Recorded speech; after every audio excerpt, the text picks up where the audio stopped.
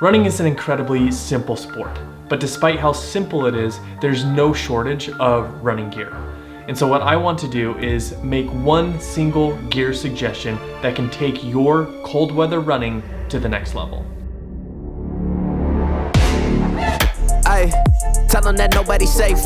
Gotta put food on the plates. Right now I'm taking the safe. Whoa, wait, I just been doing the race. I just been catching the cases, and it's already too late. People say he diabolical. Right now I'm feeling unstoppable. Learn to avoid all the obstacles. Block it get hotter than tropical. Ay. Whether you're a seasoned runner or a new runner just getting into the sport, cold weather running gear can be a little bit overwhelming and you might not know where to start. And so what I want to do with this video is take my 15 plus years of experience running in the cold, freezing, snowy Utah winters and share with you my experience on the one piece of gear that I would recommend to any runner. It has been my experience that choosing a good outer shell is what makes the difference. I know there will be a lot of people out there that disagree, but before you jump to conclusions, let me explain why I feel this way and how I choose the best outer shell. So what is an outer shell? It's basically just a jacket. A jacket that is your outermost layer. So what is my go-to jacket? It's a solid windbreaker. This baby, or this one, not this one though. Not all outer shells are created equal, so let me walk you through some of the things that I think about when I'm choosing an outer shell. So when I think about good running gear, what I'm trying to find are pieces of equipment that help me perform in situations that were either impossible before or incredibly uncomfortable. And so winter running is very uncomfortable if you're not wearing the right gear. So what does the gear need to do for you in order to allow you that ability to perform well in the winter? And it really boils down to one thing, and that is to stay warm, which sounds simple, but it is and it isn't. So let's dive into that. Okay, so you're telling me that this thin, wimpy, borderline see-through jacket is going to keep me warm? Yes, but not at first.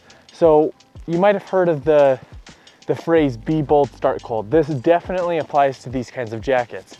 What these kinds of jackets do is keep your heat that you're generating in and the cold out. So unless you are generating heat, you're not going to feel the benefits of this jacket.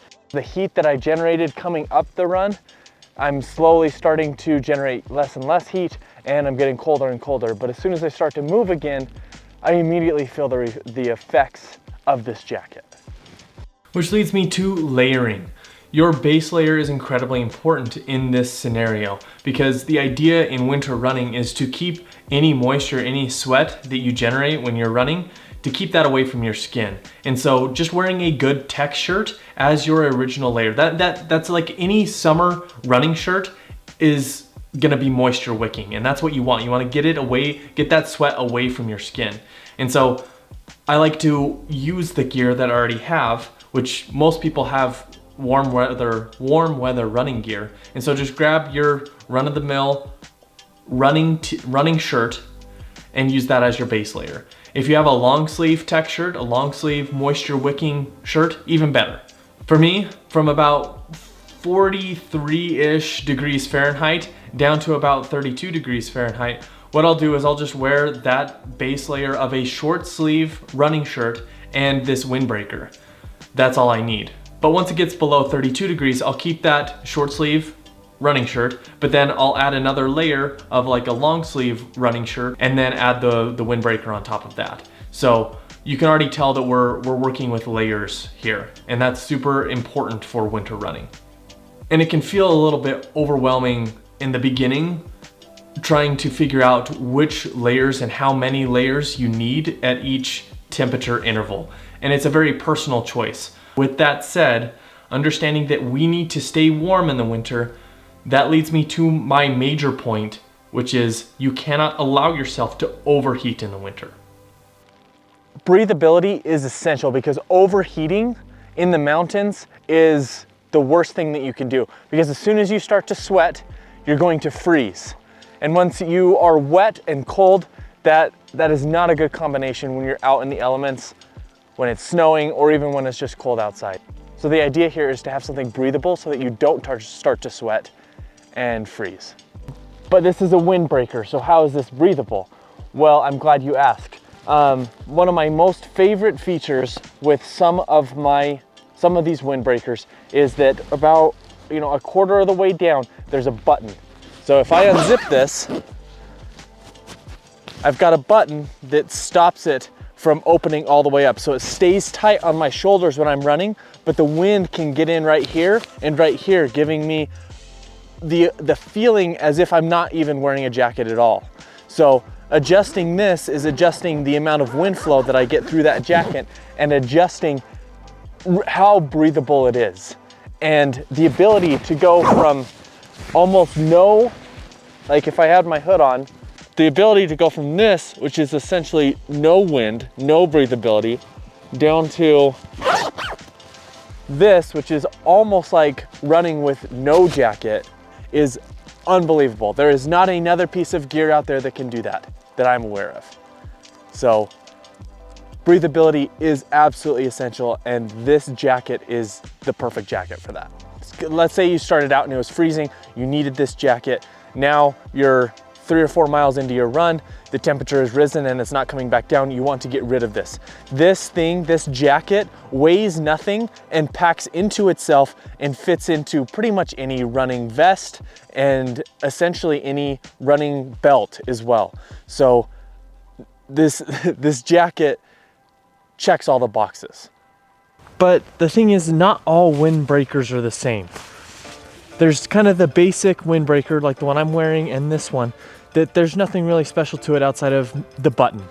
But then you get into, for example, this Adidas Teryx one.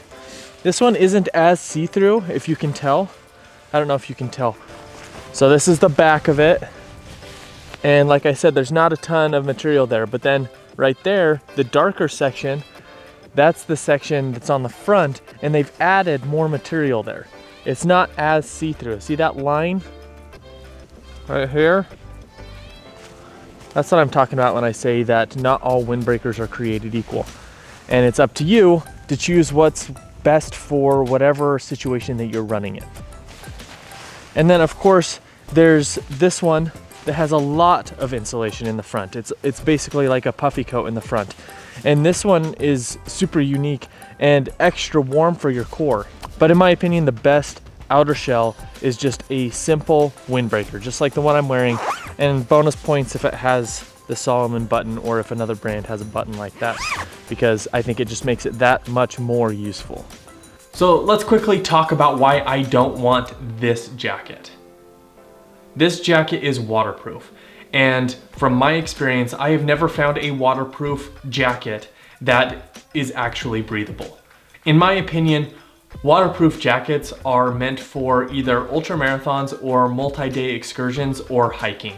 It's kind of hard to explain, but just trust me, you're essentially creating some sort of greenhouse inside your own jacket, and then it's like your sweat evaporates and then it condenses and then you become wet on the inside of your jacket. Even though it's repelling the water on the outside, you are as wet on the inside. And then once you're wet in these cold weather months, that's when you start to freeze. What I'm trying to say is it has to be really, really dumping rain here for me to want to wear a waterproof jacket. Otherwise, I'll just throw on a long sleeve shirt and get out there, understanding that I'm gonna be wet. Plus, I live in a desert and it doesn't happen that often that it's dumping rain. So overall, for me, waterproof jackets are borderline useless. If you do get caught in the rain, these windbreakers, when they get wet, they actually insulate very, very well. And when it does stop raining, they dry incredibly fast. So win-win across the board. In terms of brands of running jackets, I don't really have a preference. I mean, I probably would stay away from some of the no-name brands that might come up on Amazon, but it might be a good place to start because these can be a little bit expensive.